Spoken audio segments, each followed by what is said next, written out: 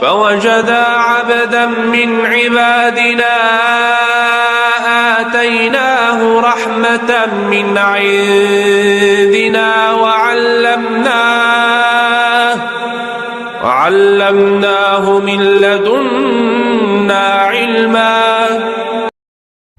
عليكم ورحمة الله وبركاته. أحبابي طلاب الصف الثالث الإعدادي، واتكيت على أحباب بي عشان لو مفيش أنا فتبقوا أحباب بس، أحباب بابا، أحباب ماما، أحباب أي حد، بس مش أحبابي. الدرس بتاع النهاردة هام وعاجل وضروري، بيكلمنا عن النسبة والتناسب. الوحدة كلها يا شباب هنشرحها بإذن الله تعالى على 3 مرات.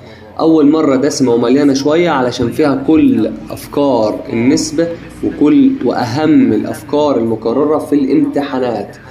الأفكار بتاعت الدرس ده، أول فكرة خالص يقول لك ما العدد الذي إذا أضيف إلى النسبة فإنه. كل اللي بتعمله في الحل بتاعك بتقول له بفرض أن العدد هو س، وتكمل الحل. الفكرة الثانية يقول لك عددان النسبة بينهما 3 إلى 7، فإذا أضيف للأول كذا وطرح من الثاني كذا، ويكمل باقي الكلام. بداية حلك تقول له بفرض أن العددان هما 3 ميم و7 ميم. يجي حد يقول أنا هختار لام، اختار يا حبيبي. حد يقول أعملهم عين، أعملهم واو، أعمل لهم في عينيك الاتنين واللي أنت عايزه. أهم حاجة بتكتب رمز جنبهم. عددان يبقى مديك نسبة، يبقى العدد الأول النسبة دي في الثابت، والعدد الثاني النسبة الثانية في الثابت. الثالثة والرابعة والخامسة شبه بعض جدا. ركز، لو معاك ألف على باء بتساوي 2 على 3، لو معاك ألف على 2 بتساوي باء على 3، أو لو معاك 3 ألف بتساوي 2 باء.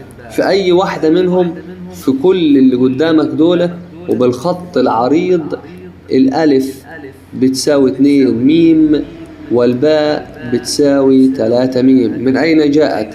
المقدم بيساوي المقدم في تالي في ثابت، والتالي بيساوي التالي في ثابت. استخدمنا ده هنا. المقدم بيساوي التالي في ثابت، المقدم بيساوي التالي في ثابت، استخدمناه هنا. والأخيرة استخدمنا مبدأ الزيارات، روح وما ترجعش بإيدك فاضية.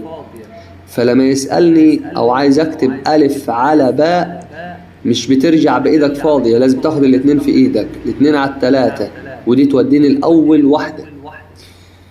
لو عايز أحول شكله مقدم على مقدم بيساوي تالي على تالي. الألف دي يا شباب لو عايز أحول شكل تاني هتبقى ألف على 2 تساوي باء على 3. وعلشان كده كل اللي قدامك ال3 دول ب3 أشكال مختلفة بنفس التعويض. الألف بتساوي 2 ميم والباء بتساوي 3 ميم. الفكرة الرابعة، وخلي بالك في اللي جاي، لو قال لك س على 2 بتساوي صاد على 5 مثلا يعني، فإن وأقول لك س زائد صاد على س بتعمل ايه؟ فأقول له ان الس ب2 ميم والصاد ب5 ميم. اوكي، وارجع عوض. يعني 2 ميم زائد 5 ميم على السين اللي هي 2 ميم، يعني 7 ميم على 2 ميم. يا مستر راحة، ف7 على 2، برافو عليك. اللي بعده، لو قال لك يا حبيب قلبي ركز وانا عايز منك ال2 س، نفس السؤال، نفس الرأس اللي مكتوب بالاصفر، 2 س زائد صاد على 2 على 3 لام. يا مستر ده مفيش لام في الموضوع. طب ركز، هو عمل ايه؟ ضرب الأولى في 2، ضرب هنا في 2، يبقى أنت تضرب ده في 2. مقدم الضرب في 2، اضرب التالي في 2. وجمع إليه الصاد فتجمع إليه ال5، فتكون 2 س زائد صاد على 9، دي بتساوي 2 س زائد صاد على 3 لام. وصلت؟ لا لسه شوية، ركبها توك توك والأسعار غالية. اللي هيحصل هنا يا شباب إن س على الاتنين بتساوي ص على 5. لا إما يديها لك صريحة وكلها نفس الرموز س وص ودي تحل على طول دايركت مباشرة، أو يديك سؤال تاني. السؤال التاني كان بيكلمني في جزئية 2 س زائد ص على 3 لام، ده خلى فيه رمز غريب اسمه لام. أنا مش عندي اللام، فبعمل إيه؟ اعمل زي ما هو عمل بالظبط. هو ضرب النسبة الأولى في 2 وأضاف إليها الثانية. اضرب الأولى في 2 فبقت 2 س على، بدل ما هي 2 بقت 4 زائد ص اللي هي زائد 5. فبقت المقدم يساوي المقدم، يبقى إذن التالي يساوي التالي. لازم توضح له أن المقدم يساوي المقدم. الاتنين س زائد ص نفسها. إذن التالي يساوي التالي، يعني 3 لام تساوي 9، فاللام تساوي 3. دايما في محافظات الصعيد في كل سنة لا إما بجيب الفكرة الأولى لا إما بجيب الفكرة الثانية، وبعد شوية هتقابلنا كمان مرة لو لسه ما استوعبتهاش. الأفكار الأربعة اللي قدامك حتما ولازما هتشوف منهم 3 في الامتحان. ما العدد؟ يبقى تقول له بفرض ان العدد هو س وتكمل الحل. عددان النسبة بينهما افرضهم 3 م و7 م وكمل حلك. مقدم في تالي دي اعتقد سهلة. الاخيرة لا اما يديلك كلها رموز فتبقى تعويض مباشر، او يديلك رمز مختلف فاعمل زي ما هو عمل بالظبط. اللي بعد يا شباب الفكرة الخامسة والأهم والتي يعتمد عليها هذا الدرس وما يليه، إن الألف والباء وجيم ودال في تناسب. ناس كده عقبال عملتك رايحين يتناسبوا مع بعضيهم، فالألف هيبقى على باء بتساوي جيم على دال، الأول على الثاني بيساوي الثالث على الرابع، واسمهم فيه تناسب. باختلاف المسألة والمدرس اللي علمك لو قالك إن الألف بتساوي الباء ميم والجيم بتساوي الدال ميم فأنت صح. لو المدرس بتاعك قالك لا يا حبيبي أنا هاخد إن الألف بتساوي الجيم ميم والباء بتساوي الدال ميم فبرضه المدرس بتاعك صح. طب إزاي وهم كده بلخبطوني؟ مفيش لخبط. خلي بالك واحد فيهم استخدم الخاصية بتاعت رقم 3، الخاصية دي واحد فيهم استخدم الخاصية دي. واحد قال لك ان المقدم بيساوي مقدم في ثابت والتالي بيساوي التالي في ثابت وكلامه صح. اللي غيره بقى قال لك لا انا هاخد المقدم بيساوي التالي في ثابت والمقدم بيساوي التالي في ثابت، فحلولهم هما الاثنين مدرسينك صح، باختلاف انك تلاقي حد في المدرسة بيقول لك كلمة وحد تاني في الدرس يقول لك كلمة. بالله عليكم السادة المدرسين لو حد وصل له الفيديو ده أرجوكم نوحدها حاجة معينة. أنا لا أملي عليك، أنا ماشي بأي واحدة فيهم، أنا شغال زي ما الطالب يحب، أنا عايز أشغل دماغه. وبالله عليك لما تقول له أنا هستخدم دي ارجع بيه كده شوية وقول له يا ابني هذا الخواص بتاعتك اهي ركز فيها كده، وأنا يا حبيبي زميلي بيستخدم دي وأنا بستخدم دي. أنا يا حبيبي هحل لزميلك مسألة بالشكل ده وأحل لك مسألة بالشكل ده وأنت اللي تحب كمل عليه. بالله عليكم طالب في تالتة إعدادي ما تخلوش يبقى قاعد قدامك وهو مش فاهم وهو مش مربط كل الحاجات اللي موجودة في الدرس بتاعه. ده راجل كبير وقدروهم شوية. اللي بعده يا شباب س وصاد وعين ولام كميات متناسبة. يا سلام، وكميات متناسبة يعني افهم ان دول نسايب والسين على صاد بتساوي عين على لام، ايوه بتساوي ميم زي ما تحب. يعني لو قلت لي انا هستخدم السين بتساوي عين ميم مش هزعل، والصاد بتساوي لام ميم ما يزعلنيش. ايوه وبعد كده يا مستر بتكتب يا باشا الطرف الايمن بدل ما فيها كلمة اثبت، الطرف الايمن الطرف الايسر. إذا الطرفان متساويان لازم يكونوا زي بعض. اقفش يا باشا معايا كده في الطرف الأيمن ويلا بينا نروح المدينة. ده فيه صاد يا مستر والصاد هتشيلها وتحط مكانها برافو لام ميم ناقص. ده فيها سين شيلها وحط مكانها العين ميم على سين شيل يا باشا وحط العين ميم دي بتساوي فوق العامل المشترك هو الميم وتبقى معايا لام ناقص عين على ميم عين. ده أنا يا مستر خدت بالي من حاجة، إن الميم ممكن تطرد في اللحظة دي، يبقى لام ناقص عين على عين، ده طرف أيمن. يا ترى طرف أيسر هيطلع بكام؟ هنجيبه هنا في حتة الواسعة دي، لام ناقص عين. أنا ما عنديش يا مستر لام ولا عين، خليها حبيبي لام ناقص عين على عين، وده الطرف الأيسر وهو الطرف الأيمن، إذن الطرفان متساويان. مسائل في قمة الجمال واللذاذة، بس خلي بالك وخليك كبير. اللي بعده مسائل دي مسائل محافظات، خلي بالك. بيقول لي إذا كانت السين على صاد بتساوي 2 على 3، فالسين بتساوي 2 ميم والصاد بتساوي 3 ميم. وتعويض مباشر حاجة كده في الغرام، ادي ال3 سبت مكان بتاع السين، سبت مكان للصاد، سبت مكان للصاد، سبت مكان كبير. حط السين يا باشا 2 ميم والصاد 3 ميم، الصاد ب3 ميم والسين ب2 ميم، وعلى بركة الله سير يا نورماندي. 3 في 2 برافو 6 ميم زائد 6 ميم، وتحت 18 ميم ناقص 2 ميم. برافو الناس اللي مركزة، احنا ما يهمناش يا باشا ان البورد تبوظ او مش هيشتغل. 6 و6 برافو 12 ميم على 18 ناقص 2 16 ميم. الميم هتاخد الميم اختها في مشوار ونقول لهم مع السلامة، نقسم على 4 يبقى معايا 3/4، وهو ده الحل. اللي بعد ده بيقول لي يا مستر كميات متناسبة، وانا لا هو خايف منها يا ابني. كميات متناسبة معناها ان الالف على باء بتساوي جيم على دال بتساوي ميم، وكيدا في كائد الكائدين هناخد المرة دي ان الجيم بتساوي الالف بتساوي جيم ميم، والباء بتساوي دال ميم. انا المرة دي يا شباب عكسته، اخدت الالف المقدم بيساوي المقدم في ثابت، والتالي بيساوي التالي في ثابت، وهعوض. في التعويضات دائما ثابته الكلمات دول لازم تكتبهم. الطرف الايمن، الطرف الايسر، اذا الطرفان متساوي. يا مستر اللي عرفني وانا لسه ما حلتش، عشان هو بيقول لي اثبت ان وفي بينهم يساوي، فلازم يطلع يساوي. يلا بينا يا شباب.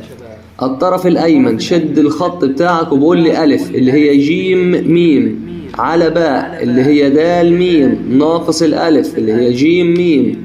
تعويضات مباشرة، جيم ميم وتحت أنا الميم عامل مشترك وتبقى معايا دال ناقص جيم. أيوة يا مستر هعمل إيه بعد كده؟ اطرد يا حبيبي المتشابه، اطرد الميم مع الميم فتبقى الجيم على دال ناقص جيم، والطرف الأيسر أصلا جيم على دال ناقص جيم، إذن الطرفان متساويان. حاجة قمة في اللذاذة. الأرقام بتاعتك والدنيا، وبص على وضعنا لحد ما نقابل ربنا. رقم باء ورقم 4 ألف لازما بتشوف واحدة منهم، ودي اللي اتشرحت فوق من 2 فركز معايا. في رقم باء يا شباب ده تعويضات مباشرة. ازاي يا مستر؟ عشان هنا كل رموز نفس الرموز اللي مديها لي اصلا، كلهم سين وصاد وعين. فبكل بساطة انا عارف ان السين بتساوي 3 ميم، والصاد انا شايفها ب4 ميم، والعين ب5 ميم. هرجع للمسألة الاساسية، شد خط تمام، ناقص العين 3 سيب مكان للسين، ناقص 2 سيب مكان للصاد زائد العين. ارجع بقى غير الخط بتاعك، طبعا في الامتحان كله ازرق، وهو ارمي صاد 4 ميم، ارمي عين 5 ميم، ارمي سين صاد عين 3 ميم 4 ميم 5 ميم. حل بقى 8 ميم ناقص 5 ميم على 9 ميم ناقص 8 ميم ناقص 8 ميم زائد 5 ميم. ان شاء الله ما حد حوش. يلا فتبقى 3 ميم على تحت 6 ميم. هوب ميم مع الميم راحت مشوار ونقول مع السلامة. على 3 فعل 1 على 3 فيها 2. اذن الطرفان متساويان وطلعت نفس النص. اما يا مستر هنا اعمل ايه؟ وبما اننا فيديو على اليوتيوب فتقدر تعيده مرة واثنين وثلاثة وخمسة و10، فهقول لك الفكرتين. أول فكرة امشي مباشر شبه ما هو اشتغل، بمعنى يعني قول له يا باشا إن السين ب4 ميم والصاد ب5 ميم والعين ب7 ميم. حاضر يا مستر، يلا بينا. شيل السين وحط مكانها 4 ميم ناقص، شيل ده وحط مكانها 5، ف2 في 5 ب10 يبقى 10 ميم، زائد شيل ده وحط مكانها 7، 4 في 7 ب28 ميم، على كاف زائد 20. دي كده بتساوي إحدى النسب. إحدى النسب اللي هي مثلا ميم، أنا متظبطة معايا إنها سيبها ميم، سيبها ميم. جمع لي التجمعات دي، 4 ناقص 10 اديني كام الكلام الفاضي ده؟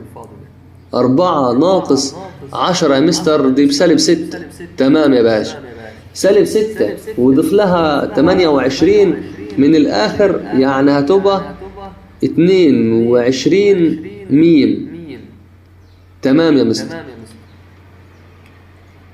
على كاف زائد 20 بتساوي ميم. كلام جميل وحلو خالص. ركز بقى ان هعمل طرفين في وسطين، ركز ان هعمل طرفين في وسطين. هضرب 22 ميم في واحد، برافو، ب 22 ميم دي بتساوي ميم في كاف زائد 20. ادي الميم في كاف زائد 20. قبل ما تضرب وترجع تختصر استنى، قال لك ده هنا في ميم هطيرها مع الميم، يبقى الكاف زائد 20 ب22، يبقى الكاف بس بكام؟ برافو، الكاف بس ب2. فكرة تاني بقى يعني شكلها غريب شوية في حل نفس المثال ده. شباب المسألة دي صحيح ان احنا واخدين حاجة بتقول لي تساوي إحدى النسب، تساوي إحدى النسب اللي هي ميم اللي أنا أصلا افترضتها، فأسويها بالميم عشان تطرد مع الميم التانية عشان تبقى المسألة بتاعتي كلها صحيحة.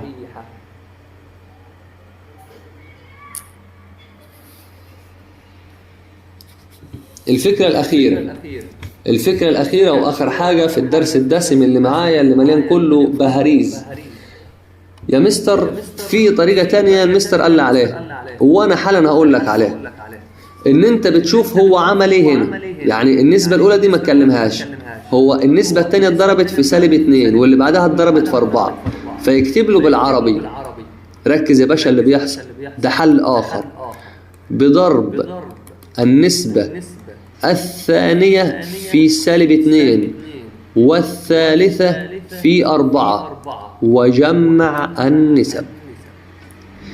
يعني الأولى دي هضربها زي ما هي في 1 مش هتضرب في حاجة، والتانية في سالب 2 والأخيرة في 4 على، هتفضل الأولى زي ما هي 4، التانية اتضربت في سالب 2 والأخيرة اتضربت في 4. ما دي يا مستر بتساوي الحاجة اللي هو أصلا مديهالي، س ناقص 2 صاد زائد 4 عين. تمام، على كاف زائد 20. فكده يا مستر حضرتك قلت لي بدري أقدر أستخدم إن المقدم يساوي المقدم، يبقى التالي يساوي التالي، فالكاف زائد 20 بتساوي 22، فالكاف بتساوي 2. الطريقة دي صحيحة والطريقة دي صحيحة، أيهما أقرب إلى ذهنك في الحل والمراجعة والتدقيق؟ المسألة دي لازما هتيجي في الامتحان، وما كانتش دي تبقى أختها، واحدة منهم دايما مكررة في الامتحان. خدها سكرينة كده وخليها عندك، احتفظ بيها لكل الزمان هتحتاجها. وفي 2024 شهر 1 بعد امتحان الجبر هتشكرني ان كان في المسألتين دول قدامك وعرفتهم بدري. مسائل دي يا شباب مكررة في امتحانات كتيرة ومسائل مهمة، انك دايما بتعوض على اللي قصادك.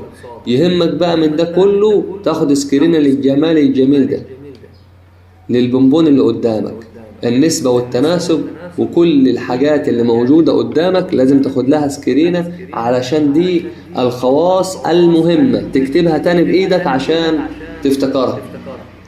انتهى الدرس الدسم وأول درس فيهم، وكده بفضل الله تلت الوحدة التانية خلص، اللي باقيين حاجات سهلة. الحمد لله في تلت ساعة عرفنا نلم أهم الأفكار وأهم الحاجات اللي إن شاء الله تجيلك والمتوقعة في 2024. الشعار بتاعنا مع مستر همام: الرياضة في التمام. السلام عليكم ورحمة الله وبركاته.